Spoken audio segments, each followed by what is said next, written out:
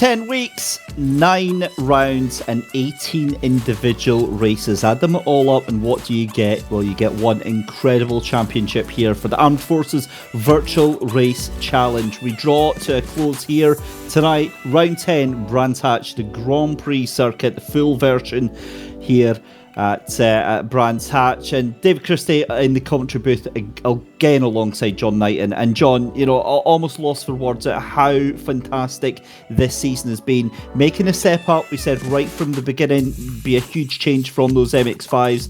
I think the guys and girls here this season have done absolutely impeccably. Oh, they've done so well.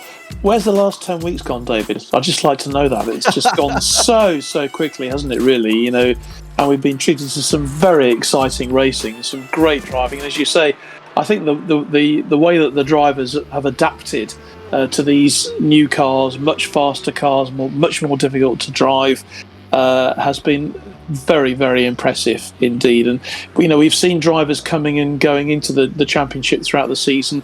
Obviously, work commitments have meant that some people haven't been able to stick around for the whole thing.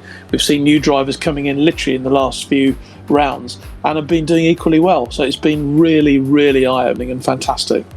And that is a fantastic point, isn't it, John? Because, as you said, a lot of the guys and girls with operational commitments, but some of them deciding to try and take part wherever that they may be located, might not necessarily be here in the UK. So fantastic determination, and yet again, one of the things that we said throughout the season, such a high retention of drivers. A lot of the championships we see drivers dropping out throughout the season, and yet delighted that we still got over 20 drivers on the grid for our final round. Yeah, absolutely. And again, checking the scores that we've been getting from qualification, some very good rounds coming in as well. So I think we're in for a couple of really barnstorming final rounds of the championship tonight, which of course will decide the team title for the year. Certainly will, but the one thing we have to get out of the way first is a huge congratulations to Craig Dunn being confirmed as our 2022 Drivers' Champion in that overall class. Down in the GT4s, but a strong, dominant display by him this season, finishing the season on an absolutely eye-watering 257 points for British Army GT4. Nearest competitor, Chris Darnell, in the British Army GT3, 169 points. That's a massive gap of what that must be 92 points or something like that, 98 points just about from Craig Dunn to Chris Darnell. So impressive stuff, but again, it's all about tonight and the team's championship, isn't it? It is. Well, Craig, I think, has just been case in point that consistency is so important. Looking at those teams, it's so much closer though, isn't it, in terms of the team. The British Army GT4 team have shut up the table though. They could still win it tonight. RAF Motorsports, RAF Motorsport GT4s, the GT4 of British Army in third place, and RAF Motorsport GT3 in fourth place. So there's still points up for grabs tonight. It could be very, very interesting indeed. And they've all improved. All the teams have improved throughout the season. Well, that's exactly it. And of course, 40 points is the absolute maximum that a team can score over the two races tonight. So mathematically, you've still got 5 teams that are within a shout. But realistically, you're going to be looking at those top 3 as we see Chris Slater back out on the grid there as well. There is our newly crowned champion, Craig Dunn, for British Army GT4. Your top teams though that are in contention tonight: RAF Esports GT4, RAF Motor Racing GT4, British Army GT4, RAF Motor Racing GT3 and Royal Navy GT3, all of those within that 40 point bracket here as we have 17 minutes done in qualifying just now. And you can see there Matty Isherwood currently on pole position, 125.005. So, who do we think we have to watch out for tonight then, John? Who are we tipping in the commentary box? Well, Matt Isherwood is back. We've not seen much of Matt recently, but every time he competes, he does well. And you can see him at the top of the leaderboard at the moment in terms of qualifying times. James King as well, really consistent performer. We've not seen James for a couple of weeks. So the drivers you would expect to be doing well are doing well. Look at their GT4. Who's top of the GT4 list once again? It's Craig Durrant, of course it is. With Michael Clough second, and we've also got Steve Ward there in third place and Dan Hardwick in fourth in the GT4. So the drivers who we have consistently seen do well throughout the course of this championship are at it again on this brilliant course at Brands Hatch course, the full Grand Prix circuit, which is great to have it. It really is, and I still think, for me, it's one of the best circuits that we've got here in the UK. For me, this, along with Donington and Cadwell Park, absolute jewels in the crown of racing. Of course, no stranger to high ticket racing. We get the British GTs racing here quite often, but 2.43 mile circuit down in the heart of Kent, down in Englandshire, as I would say up here in Scotland. But a minute to go in qualifying, and again, coming in late to the party. Qualifying isn't going to be as important as it has been previously through the season, but even though the Drivers' Championship has been decided, you can absolutely bet your bottom dollar that all of these drivers want to make an impact on that team's championship. And if not, even if they're not in with a shout of that, these drivers want to get those bragging rights. They want to get one over their fellow servicemen and women, especially. And John, you know this from commentating on the various other inter-forces competitions that are going on. There's a real friendly / banter rivalry going on between the different forces. Oh yes, you mentioned anything inter-services and suddenly the shackles rise and it becomes more important than anything else to win for your service. And we've been seeing that throughout the season here. I think tonight, and because the team championship is so close, we've got some real opportunities, and there'll be people really going for it tonight. And one thing that we've been discussing, I think before we went on air actually, David, we want to hear as many drivers as possible tonight, so during the interval and at the end of the second race, because I think it's probably fair to say we've really confined ourselves to the top threes in the competitions so far in each race we're talking to. We'd like to hear from as many people as possible tonight. Those people who have consistently been competing but maybe haven't got in the top 10 or even got in the top 3 or 4. We'd like to hear from them tonight and get their view on this amazing season. Absolutely, as qualifying draws to a close, looks like Matty Isherwood up in pole position, and Craig Dunn on pole for the GT4s. And as John said, I mean, it's the opportunity. It's been a long season. We'd love to hear how everyone has got on through the field, and Ollie Wayne's making a bit of a meal of that final corner there, and that will be his final lap on qualifying. So yeah, I mean, it's been a fantastic season, John, and like you said just a couple of minutes ago, I can't believe where the past 10 weeks has gone. It feels like, we were just last week we were at Oulton Park for our media practice session that we did, and then going back for our first race back in February, and it's been wonderful to see these drivers develop, and that's exactly what we've had through the different races. We've watched them improve, and we've watched some real characters come through the field as well. But talking of which, 9 cars in the GT3 field within exactly 1 second. Liam Waterhouse, our brand new rookie to the championship, who made such big waves last week out at Silverstone GP, returns again. He is qualified in 9th position. Let's have a look here, other big names as well. Obviously we've got Chris Pauley in 4th, Tom Stevens in 5th. I'm looking at Ollie Wayne was in 10th, Dan Berris in 11th.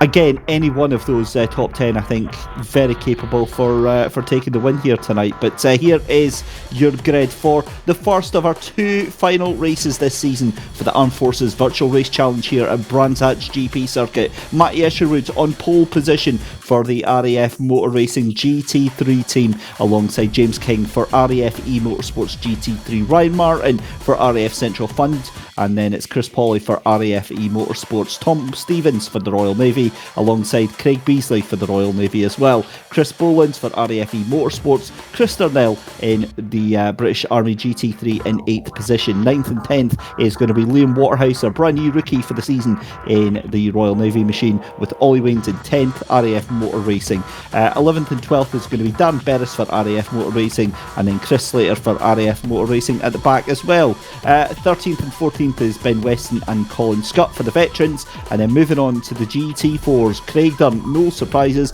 as you could tell in John's voice to see Craig at the top of the timing screens. British Army GT4 taking pole position alongside Michael Clough in the RAFE Motorsports GT4 machine. Steve Ward and Dan Hardwick in 3rd and 4th for RAFE Motorsports. Dave Russell is on 5th position with the RAF Motor Racing GT4, and Matty Banyard in 6th position with British Army GT4. Michael Tate in the RAF Central Fund machine in 7th position. Well, it's almost a little bit bittersweet here, to be honest, because we've got a safety car, so that's a good start there, John, as always. Rolling start. Yep. Yeah, that's a good start for the evening. Maybe saving things for the last huzzah, but again, a wonderful 10 weeks, and I'm genuinely happy that we've got another week of racing, but I'm also a little bit sad that this is the last week of racing for this season. Yeah, me too. But I think what's going to be very interesting is to see how these drivers translate what they've been doing in the virtual racing to when they get their proper cars out on the tracks as well during the summer. And I think what we will see is a huge improvement in the quality of driving. Not that it's a low quality already, but I think we will see a big improvement in the quality of driving for real as a result of this, because it's been so competitive this year, and these cars have been so much more difficult to drive than the Mazdas that we had last year. But I think that we will see that reflected in the performances on the track. Well, there's no doubt that many drivers do use sim racing as a bit of a tool to improve their reaction times, to improve their ability and their confidence out on the real life track. So I think that's a very, very good point to be made there, John. Just looking at James King there in second place. A little bit of a connection issue, so he is darting in and out, and I'm hoping that doesn't cause any issues with the other cars that are making their way around just now. But such a wonderful track that this is, as the cars making their way through I believe they're down at the Derek Minter Straight, coming through the Westfield Bend just now. Again, you think of the corners like Dingledale, down at Sheens and into Stirlings as well. Many opportunities for these drivers to get tripped up here. Yes, it's not an easy circuit, is it? And I think you're right. I think particularly at the beginning, we could see a few thrills and spills, particularly in the GT3s. But I think one thing that I would say we've had a lot of very clean starts this year, apart maybe from the times when we haven't had the safety car. Well, the safety car is in, and we're about ready to go. Yep, let's go then. Matty Isherwood going to roar those 20 or so GT3s across the line. Maybe a little bit less than that, but it's still an awesome sight nonetheless. Down into Paddock Hill Bend for the first time of Askin. Remember, 2 15-minute races that we'll be getting undergo tonight, as Craig Dunn leads the GT4s down Paddock Hill Bend for the first time of Askin as well. But it looks like it's all go for the GT3s as well. They're all through the first half of the circuit, very clean and prim and proper. A little bit of leading from that is Russell and Hardwick further down the order there. That's in the GT4, so Dave Russell leaning a little bit on Dan Hardwick, but nothing really coming of it. And quite honestly, as we go through the first half of Brands Hatch, the GP layout here, it's a fairly orderly and a fairly calm start to this race. So I've got no doubt it'll all kick off in the next 10 minutes or so. But next 10 seconds probably. Yeah, this is. I think this is honestly, John, been about the quietest I've seen these guys and girls all through the season. As I say that, Ben Weston and Chris Slater have a coming together. They're off the track and falling down the order. James King is off the track. So immediately, John, I'm going to eat my words and say that they did have a bit of quietness, but it's now over. Oh, Matt Isherwood and Ryan Martin, who's now up to second place from third place. Yeah, as you say, James King dropped down to 8th after his coming off, so he's got a bit of ground to make up. But it's very, very close at the top there in the GT3s, where with Dave Russell at the moment, and this is looking pretty challenging. He's actually with Steve Ward right in front of him and Dan Hardwick behind him. It's some pretty close racing there in the GT4s. But yeah, interesting how Ryan Martin, whether he can make the most of that going up to second, with Chris Pauli now moving into third in the GT3s. Yeah, it's brilliant to see as we're already more than halfway through the first lap. Right, let's see here. That's Chris Slater, and that is exactly what happened with him. And who else was that? That was Ben Weston that was caught up in there. Both of them are out of the race, I believe, or no, they're out pit lane. Liam Waterhouse did make up some ground. They just went straight back down to 10th position. So any early gains that he had are done. Interesting to see though, Matty Isherwood not able to streak away as much as he'd like to. Ryan Martin within 0.2 of a second onto the back of this one, as we're still watching this battle with Dave Russell trying to catch on to the back of Dan Hardwick. But he's also got Matty Banyard firmly on his tail, trying to make this happen here, and this is going to be down the hill then, and I believe this is going to be going up towards Sheens just now. But anyway, here is Chris Slater. Oh, and you see he just gets that back left wheel onto the grass there, tries to keep control of it, and that's going to be Ben Weston straight into the side.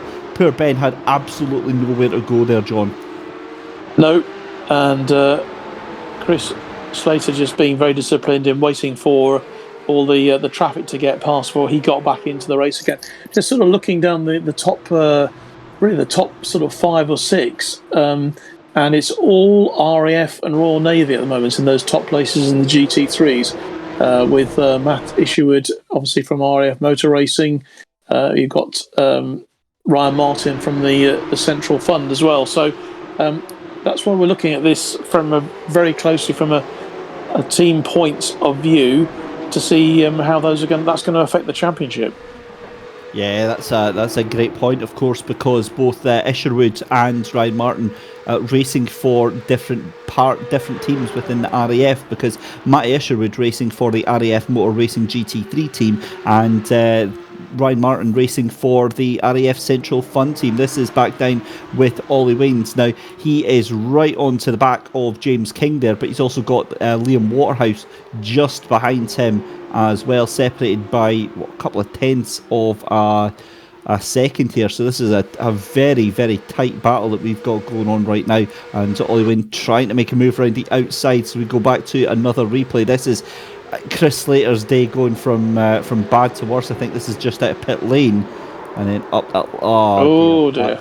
You hate to say it. That's through the left-hander there at Surtees. So easy to do because, of course, John, when you're turning that car left, the rear end of the car, as James King looks to he's having connection issues. What was the way to say about Chris is that it's such an easy mistake to make, because the back end of your car is unloaded, the weight comes off of that rear end, and then means that it's very, very easy just to spin up those rear tyres. It is, but the drivers, by and large, are making a really good fist of it on what we said earlier on is a very tricky course. Here's Ryan Martin with Ryan, who's obviously chasing hard at the moment to get himself up into the lead, but he's got Matt Isherwood just in front of him. And it's very, very close. And in fact, as you said, that Matt is not pulling away at all, is he, from Ryan at the moment? So this is a very close race for 1 and 2. As we say, vitally important for team points. But Matthew Isherwood still holding that lead just at the present time.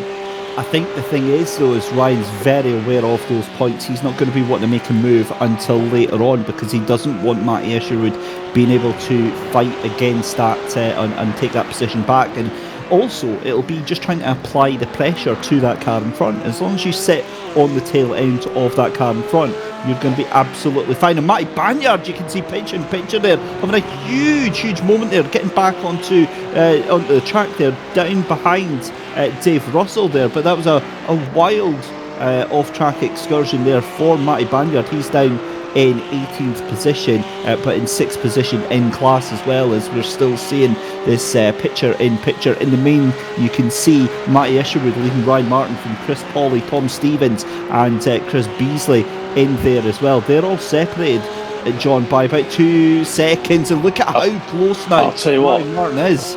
He's putting pressure. These are great pictures. It's really great to see this sort of driver's eye view.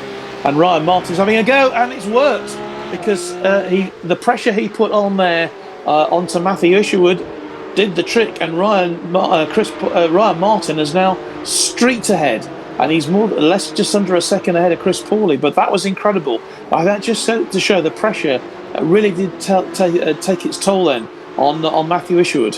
I'll be honest, that's a very uncharacteristic mistake by Matty Isherwood, but as you said, the pressure there applied by Ryan Martin, something's got to give, and that's exactly what happened. Now, what he'll be hoping is that the tables aren't turned, and the same doesn't happen with Chris Pawley. What he needs to do is now open up the gap, because he's got a good chance with the fact that Chris Pawley, Tom Stevens and Craig Beasley are all fighting it out as well. But Matty Isherwood, I mean, you've got to say he'll be absolutely kicking himself with that one, and that now means that RAF Central Fund GT3 jumped to the top of that the GT3s just now.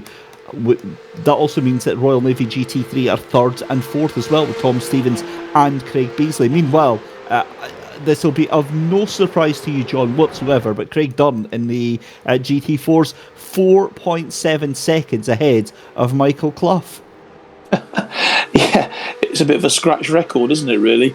We've just been saying this all year, hardly taking any notice of what's been going on with Craig, but he was an absolute master. It doesn't seem to matter which track he's driving on, racing on, he's actually got it. And I said to him last week in the interview, I just wonder whether he's going to make a move up to the GT3s next year, because I think that he can make a real push in the GT3s next season. He wasn't quite sure, but he's been so dominant in GT4s this year. He's been absolutely brilliant. But Ryan Martin, there's now 1.4 second lead over Chris Pawley. So Ryan is certainly making the most of that. Matthew Isherwood still down in 11th place after what happened to him. Literally, it looks like a driver error to me, that he was just under pressure and he just veered off course. Yeah, that's exactly what it was. It was coming through, I believe, coming through Sheens, and the tail end of that car just switched away. It's a very uncharacteristic error for Matty, but again, he'll be, I was going to say he'll be dusting himself down and pushing again, but look at that, fastest lap of the race already, 125.5. He is absolutely charging. Do not discount him out just yet, because we've got 6 minutes left to go, and he is lapping 0.3 of a second faster than our race leader, and Craig Beasley goes round and around and around the corner, gets back on the track, sort of, maybe.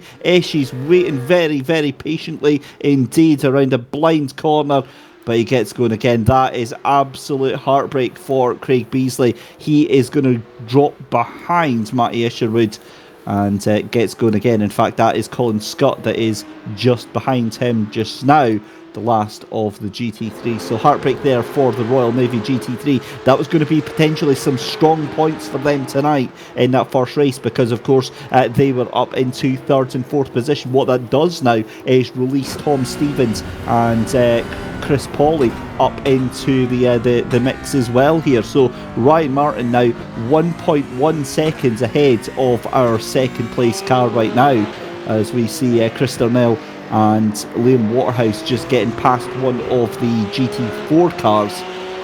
10 minutes in, and well, this has been this is definitely not what I expected from this race tonight. No, because complete change in the leaderboard at the top of the GT3s. Ryan Martin, who started in 3rd place, has got that lead. It's 1.4 seconds. It's not changed that much. It's from Matthew Banyard. What's Matt up to at the moment? That looks like he's going for a position. Yeah, he's gone past Dave Russell to move up into 5th place in the GT4s. So that's a good move from him. But no change in those top three that we've seen from the start with Craig Durrant, Michael Clough and Steve Ward. That's how it started. That looks to me how it might be finishing in the GT4s, but there is still a bit of time to go, and errors can creep in at these latter stages. You sound quite hopeful with that. No. The thing with it is that Craig Durrant has just been this is how the season has been for Craig Durrant. It's been absolutely exemplary, and it's a shame because Matty Banyard going very, very wide there. Just to say as well, the likes of Michael Clough as well.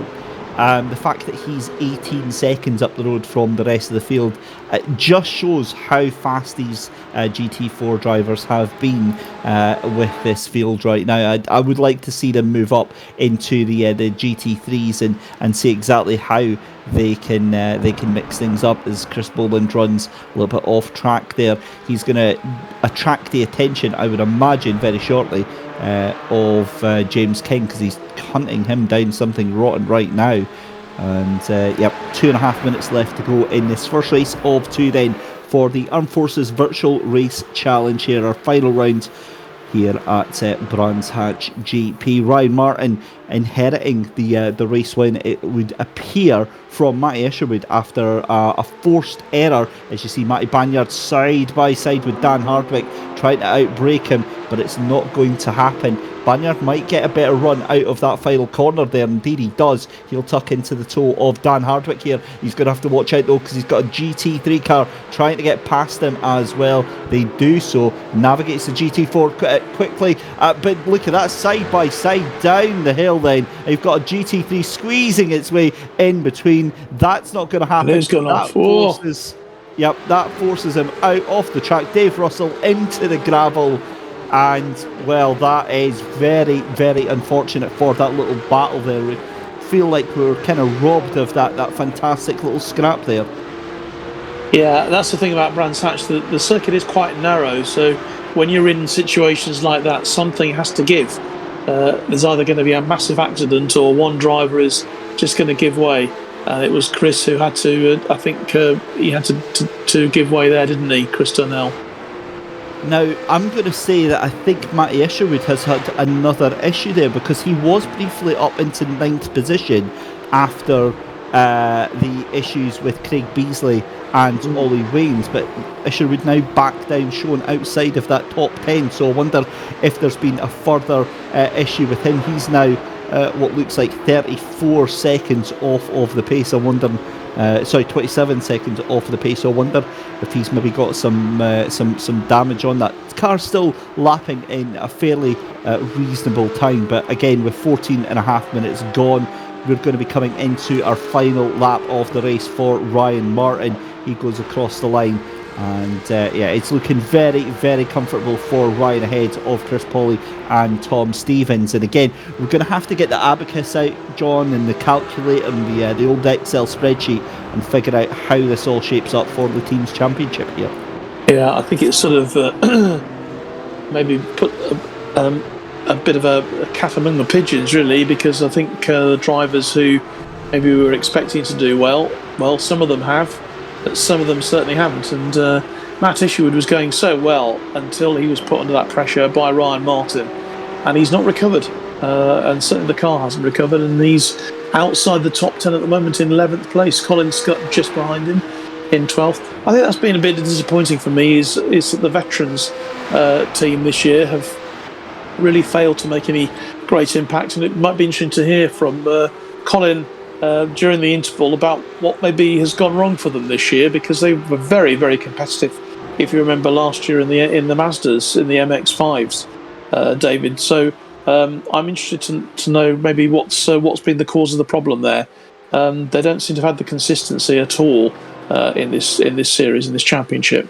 Well, look at this coming right to the end, though. That gap coming all the way down to Ryan Martin, and it ends up being Ryan Martin taking the win from Chris Pauly, Tom Stevens in 3rd, James King in 4th position, Chris Boland in 5th, Liam Waterhouse getting a brilliant finish there from 10th on the grid to 6th there, and then in 7th place is going to be Chris Darnell. 8th place is going to go to Dan Berris, Ollie Waynes in 9th, Craig Beasley in 10th, Matty Isherwood down there in 11th place, Colin Scott in 12th, Chris Taylor in 14th position, or at least that's what he's showing on my one here. Sorry, 13th, because of course it's Craig Dunn that will cross the line there to take the win for the GT4, solidifying what has been an exemplary championship so far for him. Michael Clough in second, then it is Steve Ward, Dan Hardwick, Matty Banyard, you've then got Dave Russell and Michael Tate at the back of the field. So I tell you who we need to hear from. We need to hear from Matty Isherwood if he decides to pop in for a chat with us, because that was the big talking point right there. It was, and all credit to Ryan Martin for the pressure that he put on. If it was the pressure that put on Matt to claim that lead, but it all went a bit pear-shaped, didn't it, for Matty Isherwood after that, and also, to be fair, for James King as well, because James was doing very well in second place, but it didn't go his way, and Chris Pawley made the most of it as well, and pulled himself back into position. Here is the result. Certainly is. So Craig Dunn in GT4's taken yet another race win. Remember, we have to talk about the performance index and how that affects things, but Michael Clough in second position, and I'm struggling to believe that. Steve Ward, Dan Hardwick, Mike Banyard, Dave Russell and Michael Tate all finishing one lap down, but that is to the GT3 leaders.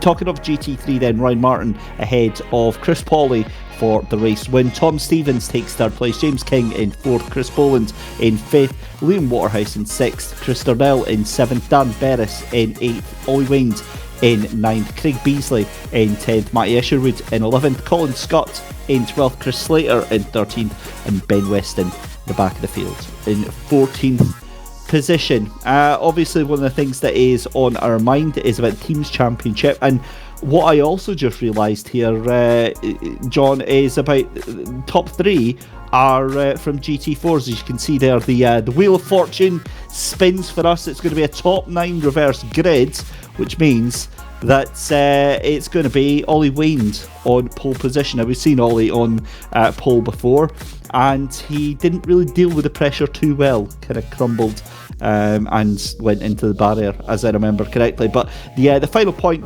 before we go for a break very shortly, before we get some driver interviews, RAF eMotorsports GT4, RAF Motor Racing GT4 and British Army GT4, that's your top 3 teams right now.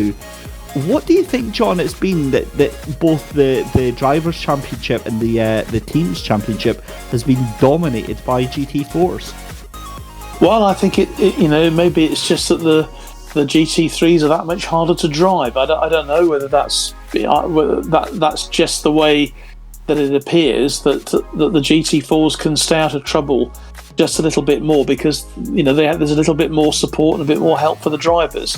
That could be a very simplistic view, but the GT4s have been consistent. I mean, again, look at how consistent the top 3 have been in this race. They were the top 3 starters, they were the top 3 finishers, whereas in the GT3s it all changed around so quickly after some mistakes.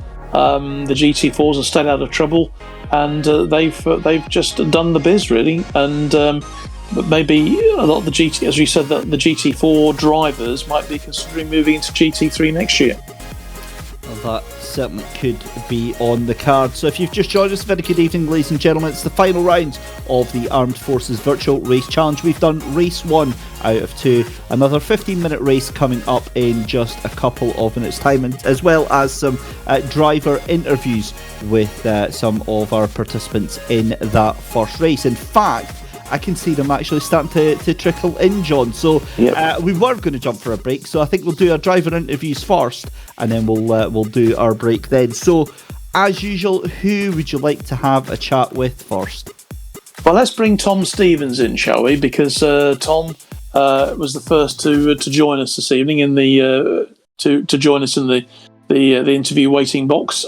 So, Tom, good evening to you. GT3 driver tonight. Are you happy, Bunny, with the way you got that third place? Yeah, I think I was gifted that a little bit, but I'll take it.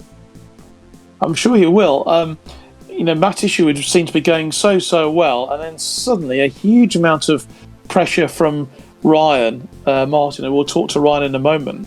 And Matt seemed to sort of disappear off the circuit and down into 11th place, which left the field open. And you certainly took advantage of that yourself. Yeah, definitely. And it's an easy mistake that Matt made is as soon as you drop a wheel on Iris, and it's pretty much like ice. There's nothing you can do, and you're just a passenger from then on. But he had absolutely rapid pace today, so I'm a bit gutted for him really because he deserved that one. But I was there to pick up the spoils really, so kind of made the most of what I was given. You were indeed. Well, congratulations on that third place. Let's see who else we can bring into the conversation now, shall we? Well, we mentioned Ryan Martin there. Ryan, joining us now, the winner of that race. Ryan, you were certainly putting Matt Isherwood under a lot of pressure before he made that error going off the circuit. And it was very noticeable how you were right on his tail. You were just gaining all the time. But were you surprised about what happened? Yeah, absolutely. Obviously, everybody knows that Matt is a very fast guy, and when I seen him getting closer and closer to the outside of the track, I thought he's pushing it quite a lot here. And then I just filled his mirrors, and then what lap was it? Lap 5. He went and touched the grass on iRacing, and that's all it takes. So an easy overtake, a free overtake, which are the best type, aren't they? So it was a lot of pressure, and it paid off eventually.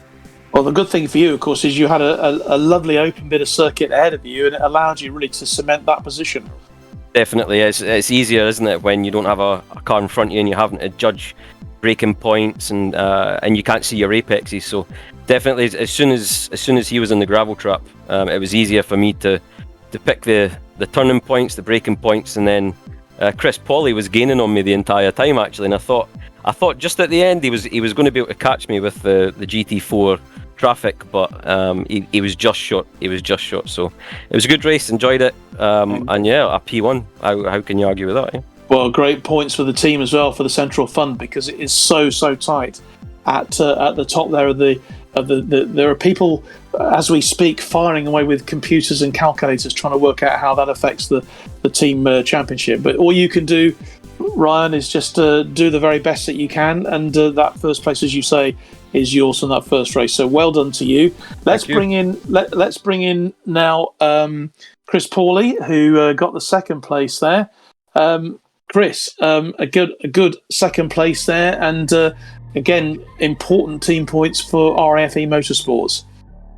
Yeah, that was a good result in the end. I think at the start of the race, I was kind of using the slipstream of Matt and Ryan to keep with them, and then I thought Ryan had punted Matt off, to be honest, but he was quick to claim that it was Matt Isherwood's mistake, and then I was just kind of using his slipstream the entire way. But it probably looks like quite a boring second place, but I was working pretty hard to try and keep on his tail, and I thought I'd get him at the end, but couldn't quite get there.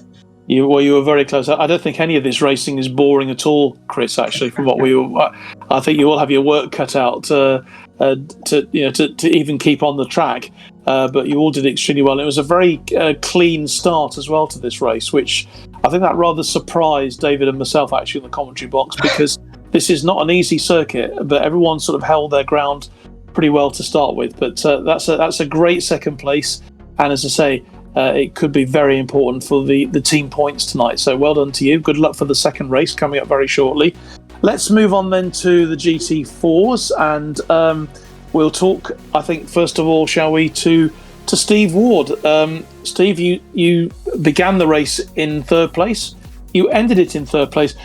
One thing that we were talking about and discussing in commentary was actually the overall individual team title places have all gone to GT4 drivers. Why is that? Is it that you're just more consistent? Do you get a bit more support and a bit more help with the GT4s? What is it? Why is it you have been so consistent, doing so consistently well? I think for us as the RFE Motorsports team, we have got our own little group chat, so we're always bouncing ideas off each other, helping each other. This last week I've had a right nightmare, and both Puffy and Dan have been stars and helped me out. So yeah, I think it's just teamwork, and I think the GT4 seems to be a little less leery than the GT3. Well, definitely. But it's interesting hearing you talking about how the team's been helping you, and you've all been helping each other, and that's very important when it comes to the team points as well. Oh yeah, I mean, most of us are in the military, and all of us have served in the military at one point, and teamwork's a big thing of it. So I think it just comes to a second nature to everybody. It does indeed. Well, that's a great third for you. Michael Clough was second. Let's hear from Mike now, shall we? Who got that second place in the GT4 tonight.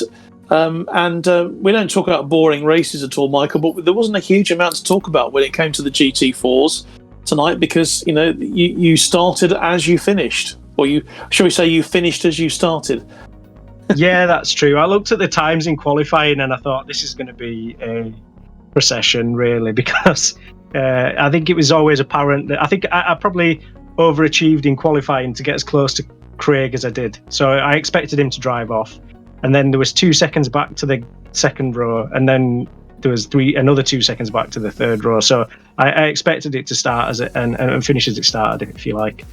Well, I think there was a massive difference between the top 3 and then the 4th place, for the GT4 tonight. I think something like 14 seconds, which is a huge amount, really, on a short track like this one. It must be down to incidents, because you could pull that kind of a gap even with like a 2 second. Yeah, I suppose actually, if you think about it, if there's a 2 second pace difference per lap, you might get there, but probably some dramas further down as well, I imagine. Good end to the season for you, Michael. Yeah, so far so good. We've got another one to go, so I don't want to jinx it. So I'm going to touch all the wood I've got around me, and hopefully we get a clean one next time as well. Well, good luck in the race coming up very shortly, and we'll just finally bring in last but certainly by no means least, the champion, Craig Durrant. Craig, another faultless race really from your point of view. You started on top, you finished on top, and just kept yourself out of trouble.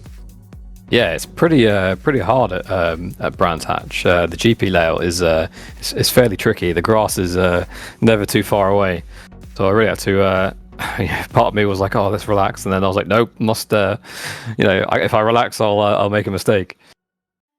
Well, that didn't happen. So it was a pretty uneventful race for you. Presumably, you would very much like to go out on the championship tonight with another victory to complete a double. Yeah, I'd like a double, but I'm also looking forward to cutting through the field. So, looking forward to it.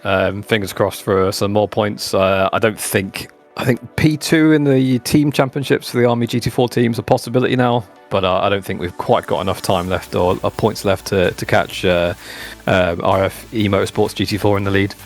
So we'll be gunning for P2. Well, you've made a valiant effort, nevertheless. Tell me, is there such a thing as virtual champagne in this championship?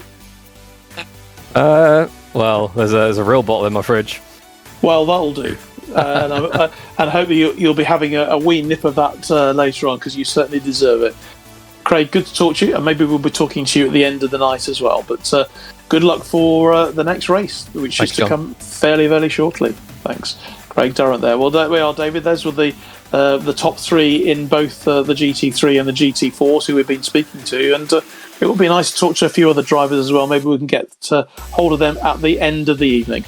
Yeah, certainly will. So we'll cross our fingers to see if we can have a chat with them. Just to give you a quick update then, we'll get a graphic on screen when we come back though.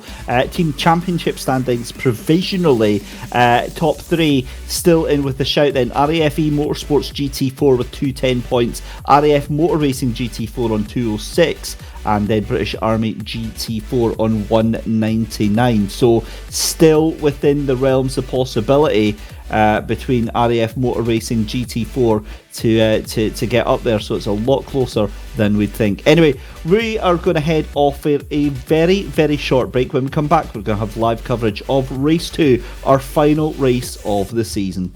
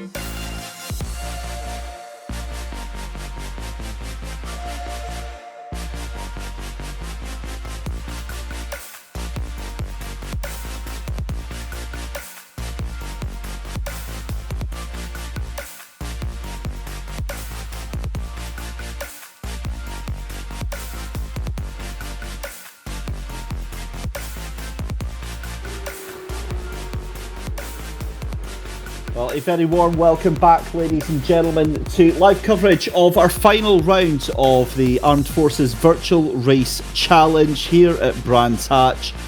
What a night we've had so far. It's Dave Christie and John Knighton here with you, bringing you all of the coverage through the season. John, our second race about to get underway. We're doing the warm-ups just now, but yeah, a fantastic end to the season, and everything rests for the teams on this final race. It does, yeah. I mean, was it just 4 points the difference between the top two in the team championship? And looks like it's going to be an RAF title. One of the two RAF teams are going to win it, but there's still an outside opportunity for the army there. The GT4s, as we said, the GT4s have had the consistency, haven't they? And they are the three teams who are vying for that overall team title. But wow, just 4 points in it. It could not be closer, could it, going into that final race? Yeah, I've got to be honest, I misread the points originally when I saw them, and I thought it was like about 18 points or something like that, but 4 points is absolutely nothing for the team's championship, as you said. But also, I mean, realistically, if both and we've seen this happen on previous weeks, the RAF Motorsports GT4 team and the RAF Motor Racing GT4 team have a bit of a mare, then there's nothing saying that British Army GT4 team can't swoop in and take the title. Stranger things have happened, but that would mean that, as we said, we'd need to get. I'm just trying to double check who we've got in for the British Army GT4 team tonight here. I don't know if they can actually do it, because I don't know if they've got the numbers in to do it. I think they've only got. No. They do have to. Well, they've got the 125 and the 83. So the 83 is obviously Craig Dunn, but they've also got Matty Banyard. So maybe. Yeah, if Massey pulls all the stops out. Ollie Wayne, of course, has the pole position, doesn't he, in the revised grid for the second race. So we will see how that happens. But just sort of looking down the list, well, it could be done. Massey Banyard could do it if he pulls all the stops out, and who knows? And suddenly there's a few comings off, and some dogfights start happening. Anything can happen. It really can. Yeah, it really can. So we'll keep our eye on that. And I'm just noticing actually our team championship standings are moving about a little bit. So we'll keep our eye on that. But as we said, free practice underway just now, and that has just finished. So. Right, let's see what we can get going here, because I've got to be honest, I'm very, very excited to see how this is going to go. So let's bring you through our final grid of the season then. Liam Waterhouse is going to be on pole position then, okay. James King in second place, Ben Weston in third with Ollie Waynes in fourth, Dan Berris in fifth with Matty Isherwood in sixth, Chris Boland in seventh position.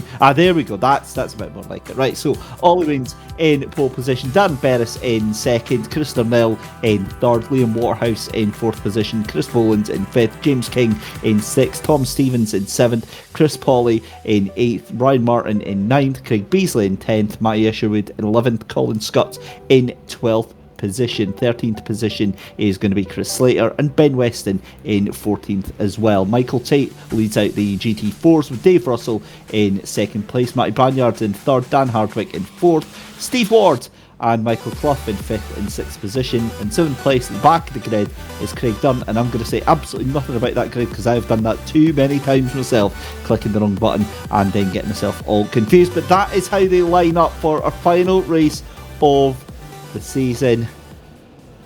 John, what are we expecting here? Goodness knows, I haven't seen a safety car yet, actually. Oh yes, there is a safety car there. Yeah, I think I'd have been getting very excited if there hadn't been a safety car, but the safety car is there, which means we'll get a decent rolling start. Darren Berris, a bit to prove, I would suggest, in 2nd place there. Ollie Wayne maybe as well, a bit to prove going into this final race of the season. Chris Donnell, who has done pretty well so far tonight as well. He is also maybe looking to score some decent team points. So let's see how things develop. Oh, and already, before we've even...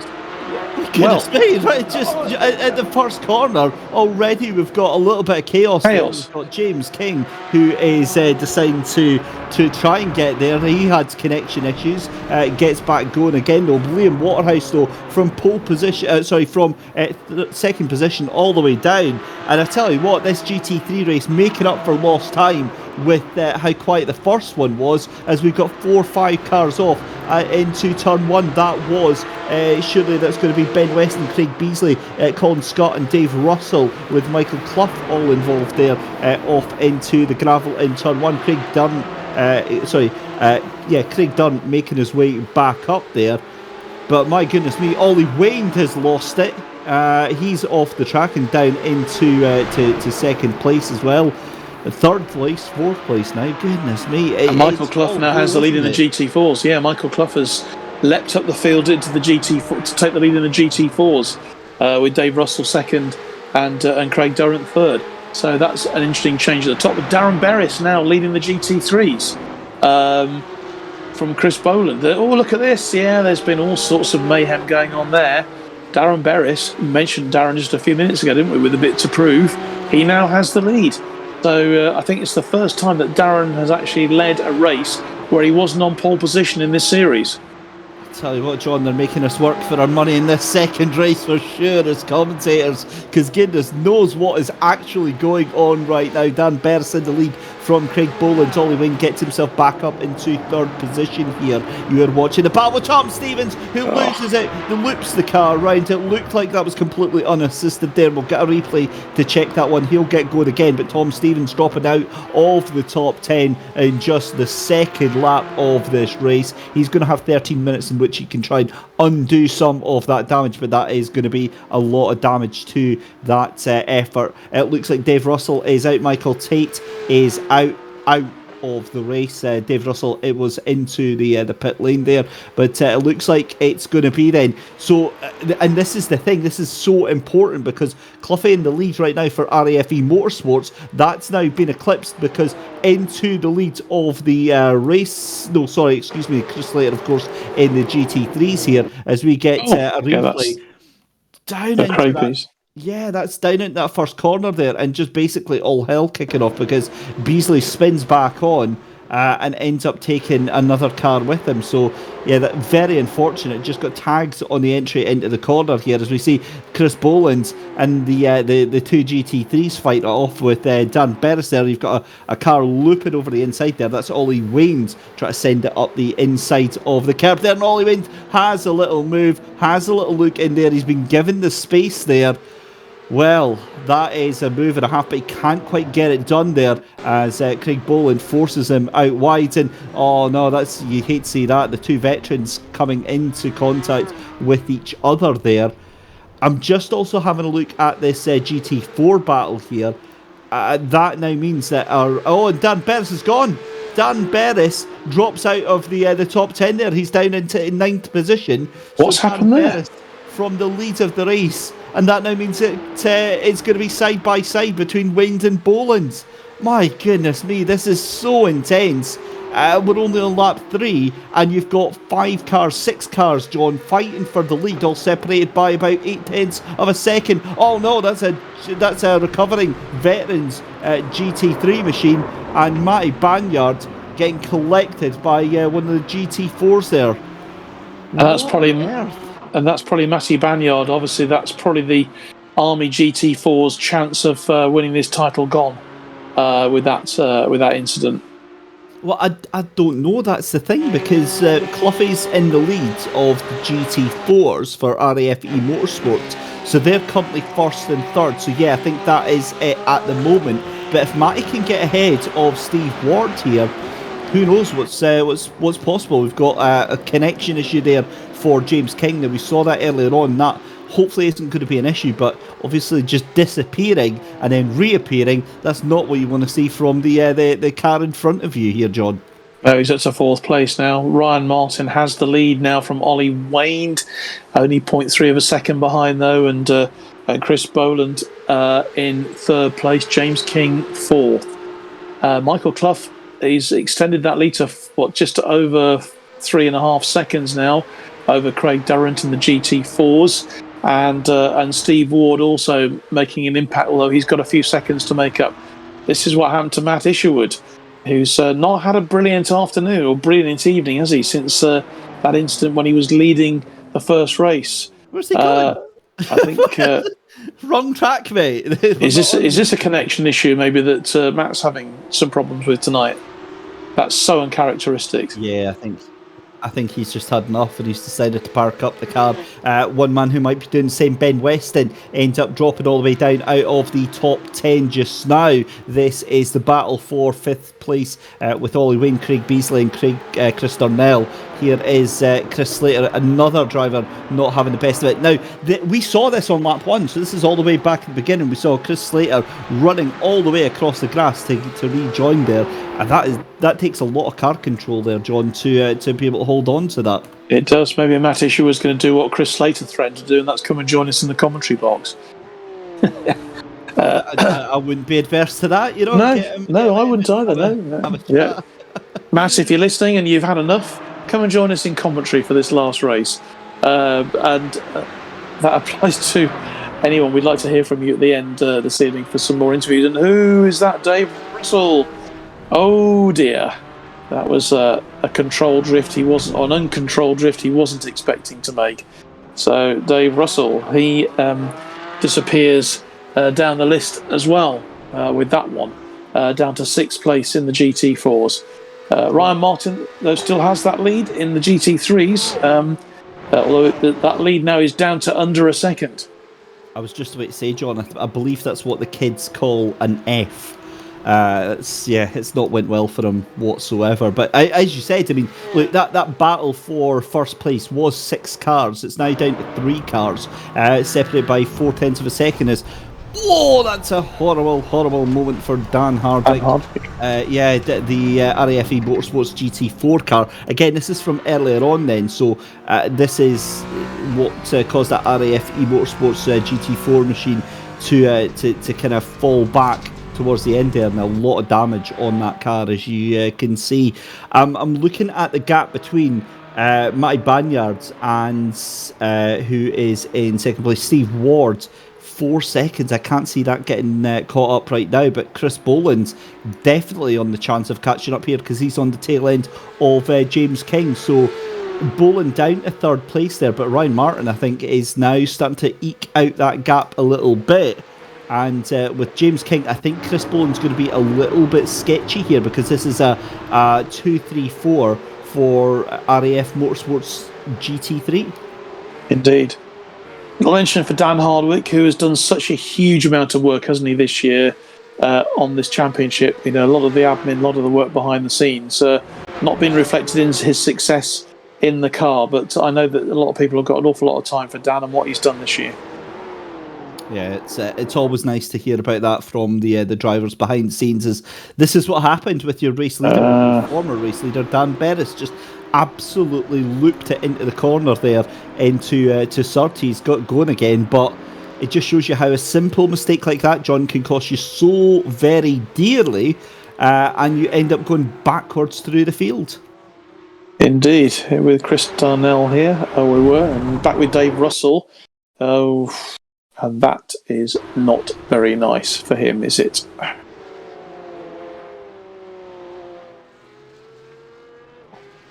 As we go back to live action, and again, just seeing how this is all unfolding here. We're over halfway of this final race of the season. It's still Ryan Martin from James King and Chris Boland in the GT3s. GT4s is Michael Cloughy up the front of the field with Craig Dunn in 2nd and Steve Ward in 3rd position.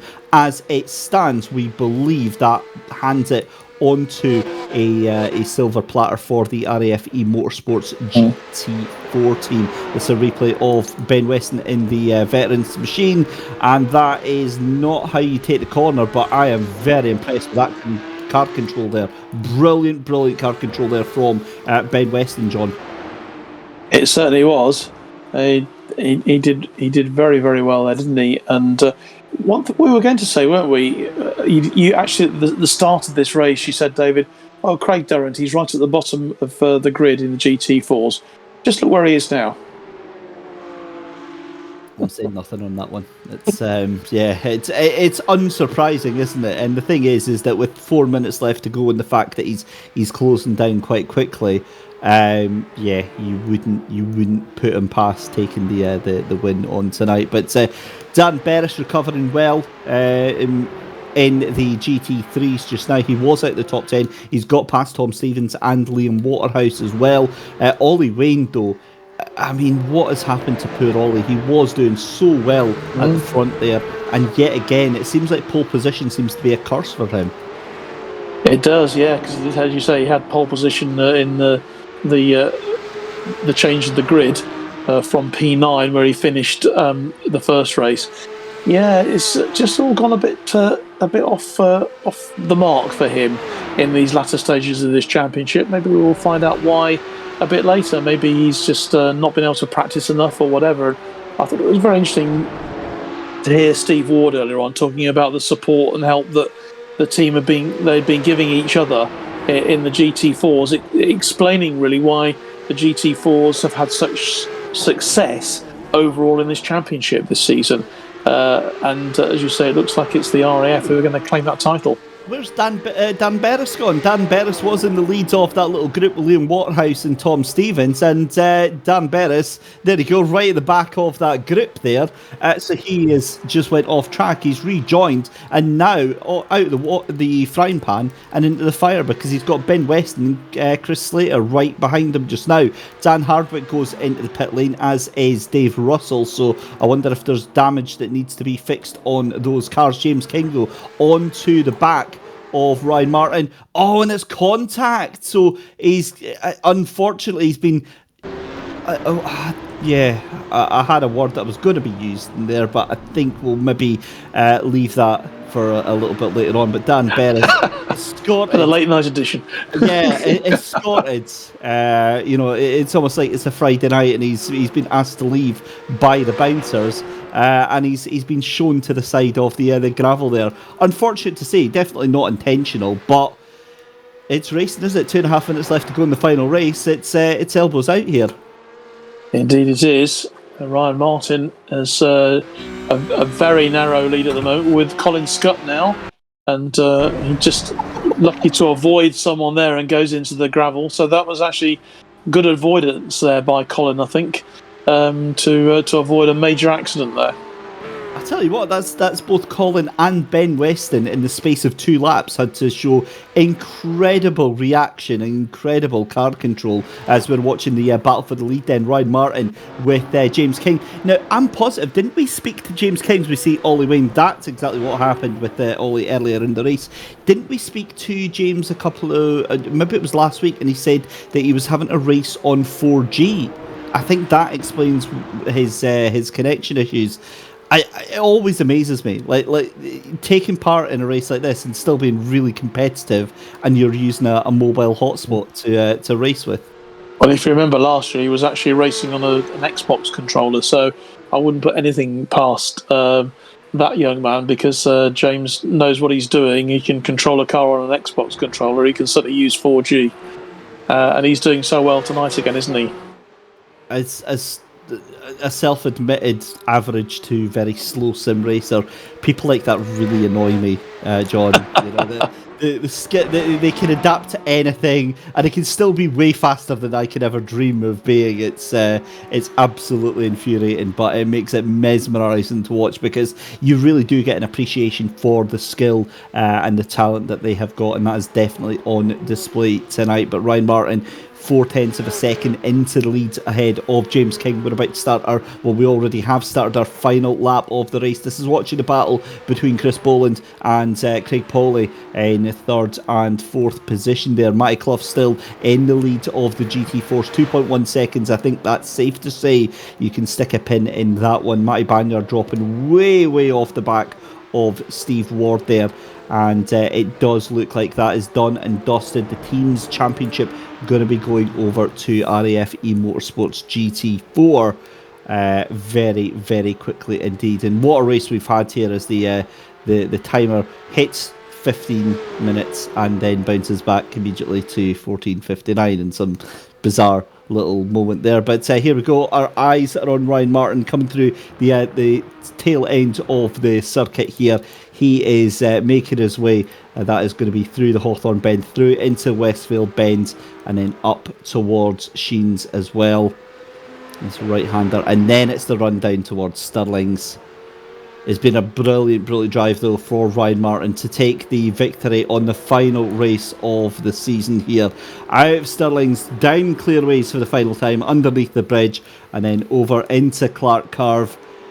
Race number 20 of a 20 race season here for the Armed Forces Virtual Race Challenge. And it goes the way of Ryan Martin for RAF Central Fund GT3. James King's going to come across the line to take second place for RAFE Motorsports. Chris Boland for RAFE Motorsports. And then Craig Pawley for RAFE Motorsports, with Craig Beasley taking 5th position for Royal Navy GT3. We turn our attention though to the GT4s, and coming across the line and taking the team's championship is a huge congratulations to Cloughie himself for RAF Motor Racing GT3. For GT4 Motorsports, GT4. Thank you very much for that, John. He got there sort of eventually. But wow, what a finish to this race. Steve Ward is going to come across the line and finish, but this is it for the team's championship. It's been a brilliant display, and despite the dominance from Craig Durrant, it wasn't quite enough to get the team's championship for British Army GT4, but try as they might. But Michael Clough comes across the line to win the championship for RAFE Motorsports GT4. And John, I mean, all that we've got left now to do is look back on what's been an absolutely incredible season.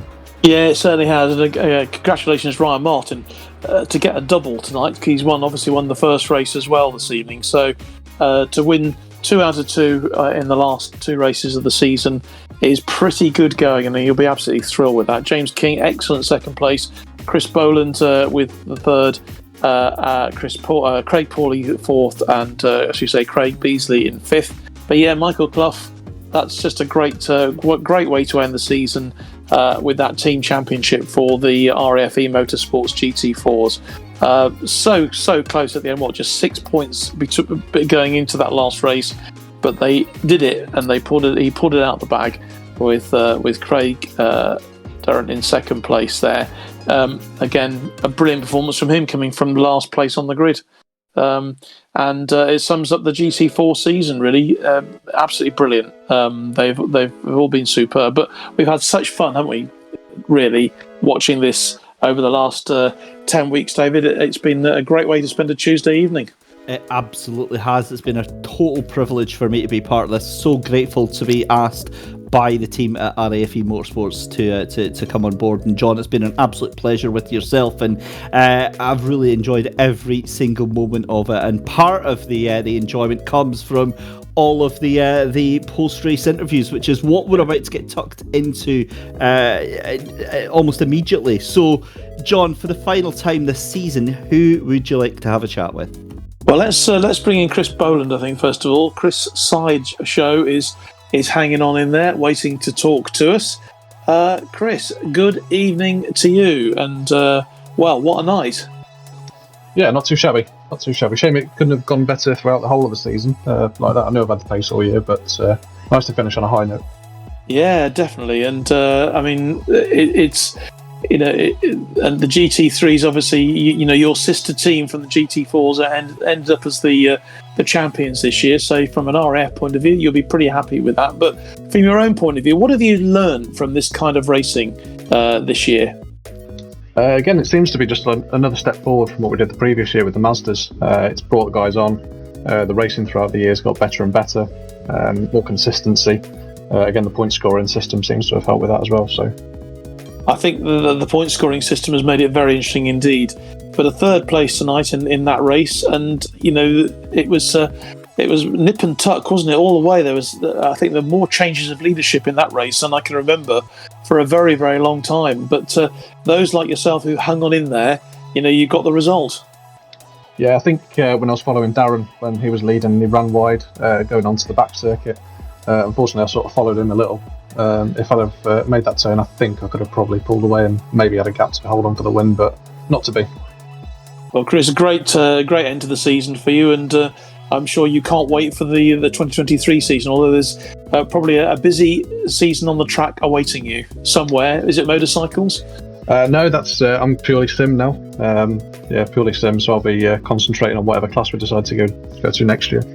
Okay, well, good luck with that, and great to talk to you, and congratulations on that third place tonight. Thanks, I think the next person that we can probably speak to is Craig Durrant. Yeah, Craig, a second place tonight to add to your victory earlier on, just to cement that team title. And what a season, what a year it's been for you, Craig.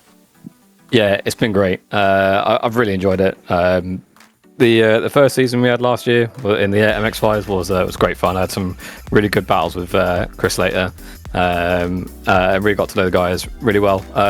So glad to be back for the second season.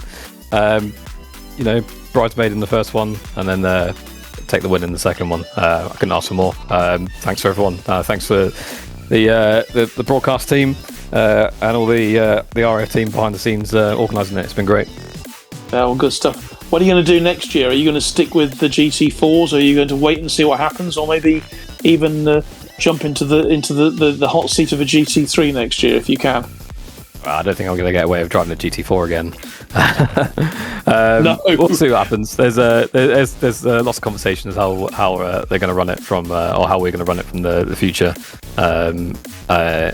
We'll see, but obviously I'm going to have to take a step up, I think. There'll be a lot of relieved drivers out there, I think, to hear you say that. But I think we've said it several times, Craig, but many congratulations on a fantastic season and that championship. So go and enjoy that drop of champagne you're going to indulge yourself with after the racing had finished tonight. Well done to you.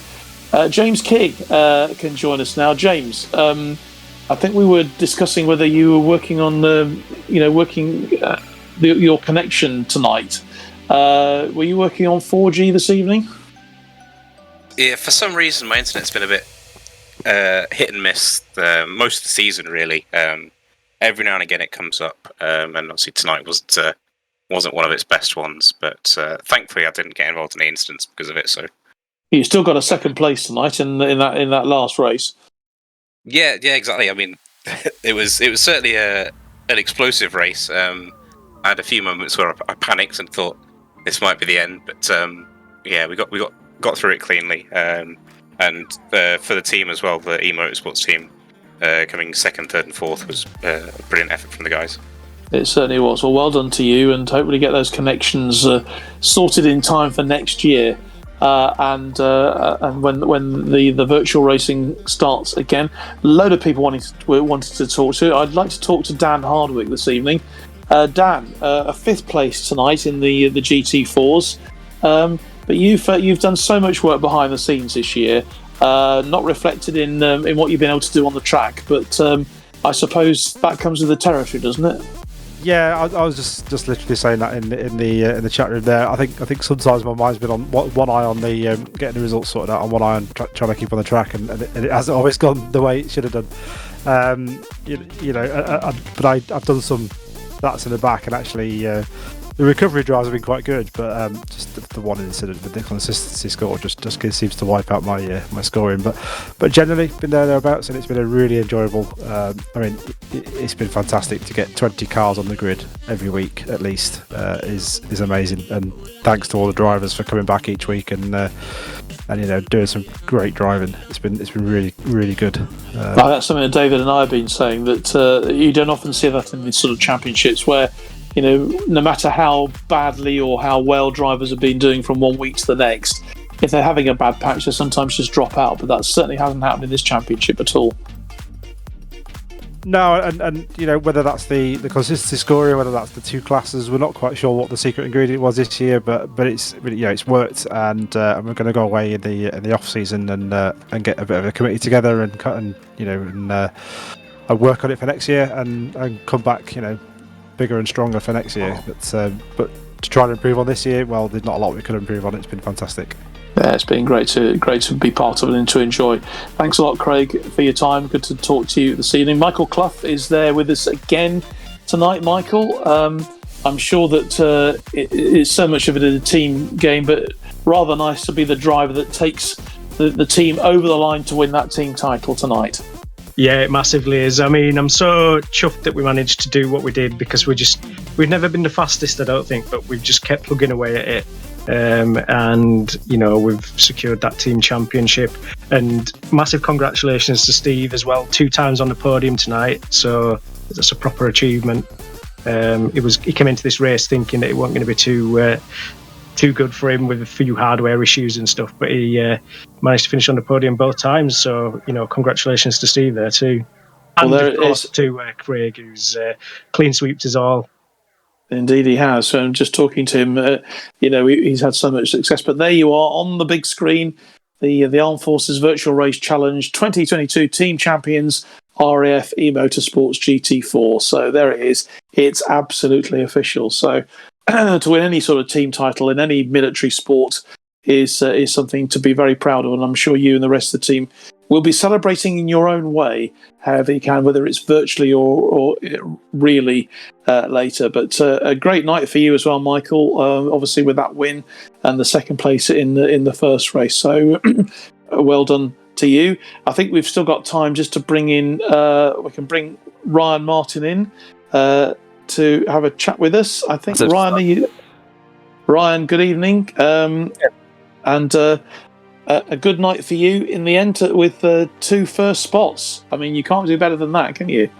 Genuinely cannot believe it. I've never been very good at brands, never really raced at it because of that. But then obviously we're racing here tonight, and I think it was just because these cars are so difficult, the track is really tight. That's basically why I was able to get through to the front. And even when it was happening, I thought there's something going on here. But couldn't believe it when I eventually got to P1 and then was able to stay there. Unbelievable, not expected in the slightest. So can we say now, Ryan, then that Brands Hatch is officially your favourite circuit? Without a doubt, I'll be racing it every single day. Good stuff. Now, to get a double any time is fantastic. But what a great way to finish the season, and that must give you a pile of confidence for next year. Absolutely, I'm looking forward to next season already. Obviously, it'll be in different cars, probably at different tracks. Just looking forward to it. Something else to get practicing for, and hopefully it goes that little bit better than this championship, and hopefully be able to get the top GT3 or whatever we're racing at the time. But yeah, a little bit of progression. I've only been on iRacing a short while, so it's all progression, all practice, all time in the sim, and at some point I'll get the championship victory, hopefully. Well, it's certainly paid off for you tonight. Well done, Ryan. Great to talk to you. And another double podium this evening has gone to Steve Ward, who is there as well. Steve, I think you're waiting to have a quick chat for us in the interview waiting room. Steve, great night. I mean, to get double podium, to get a third, and in fact two third places. That's not bad for a night's work, especially at the end of the season. No, can't wish for anything better, to be fair. It's 25 past 11 at night here in Akatiri. I'm absolutely shattered, but I'm over the moon. Well, good stuff. I'm sure it's a moonlit night out there. And tell me, how's the connection out there in Cyprus? Fortunately, it's been better than last season. Last season I was in the UK. I had tremendous internet issues. But over here, it's not brilliant, but it's been pretty stable for me, which I'm pleased about. And good enough. And also part of the team world champions, the Team Forces champions. So it's crowning a very good night for you. Most definitely. It's just been a cracking team effort all season, to be fair, and to get two of us on the podium for the last round, especially being me, having ups and downs throughout the season. Yeah, it's been a really good effort by all accounts. Well, you can't really ask for anything more than to finish on a high like that. So thanks for joining us from Akrotiri this evening. Good luck to everyone out there in Cyprus, and we hope we will see you again next year for the next round of this really exciting championship. I know that Chris Slater is joining us as well now in the commentary box, where he threatened to join us earlier on. Chris, good evening to you. Obviously, from your own personal point of view, possibly not the best season that you've had, because you were the champion last year. I think you were pretty untouchable in the Mazda MX-5, but what a fantastic championship we've had this year. It's as one of the people behind it, you must be absolutely thrilled that so many people have stuck with it and done really well. The improvements that we've seen in people's driving throughout the season, and also the sheer quality that we've seen at the end. Yeah, it's we were just saying during the second race that the pace difference, I couldn't see the lap times for the GT4s, but the closeness of the pace difference at the end in the GT3 was less than 1.5 seconds a lap from the front to the back, and that's a huge improvement from the beginning of the season. But I'd just like to say thanks to everybody that's turned up throughout the year. Unfortunately, I've not had much time to commit to the actual driving of it this year. I've pretty much been just jumping on for the races, whereas last year I was a bit better prepared. But last year was a success from an RAF perspective. We proved throughout last year that we could take somebody from a sim and put them into a real racing car, which we did with James King over at Race Remembrance, and we're still exploring options about how we can get people off a sim and into physical sport to use it as a grassroots feeder. But it's not possible without people behind the scenes working on it and committing time. We've just heard that Steve's had 10 late nights on the bounce because of it, as a shift worker as well. That's it's quite a big commitment to be able to support it. So, but from everybody that's taken part and got involved, from the broadcast team to the protest review panel, which it's a transparent protest review panel that goes on a Wednesday or Thursday night if there's protests to be had, and then everybody turning up. So a huge thank you, and we're going away over the off season to form a committee to come back as a tri-service lead, because the RF Motorsports Association have organised this, delivered and funded this twice now for 2 seasons. So and we're seeing the other services come in as well, which is good. So we're going to go away and form a tri-service committee to work out how we can deliver something next year. And then this season wraps up nicely before the physical championship gets underway on Sunday. So the Armed Forces Race Challenger at Silverstone on Sunday on the National, where we've got a 35 car grid. So fantastic. Which is where most of my attention's been, both trying to build a car and get the championship underway. This is just excuses, Chris. Sorry. Yeah. But no, great season, and I think the thing that's impressed me the most really is how this championship has evolved and developed from what was a very successful one last year to run 2 sort of championships almost together. With the GT3s and the GT4s has been very innovative. And we were just saying earlier on as well how interesting it is that it's actually the GT4 racers who have won the team titles rather than the GT3. But perhaps in a way that's not so surprising, given the fact that the GT3s are that much more difficult to control on the circuit.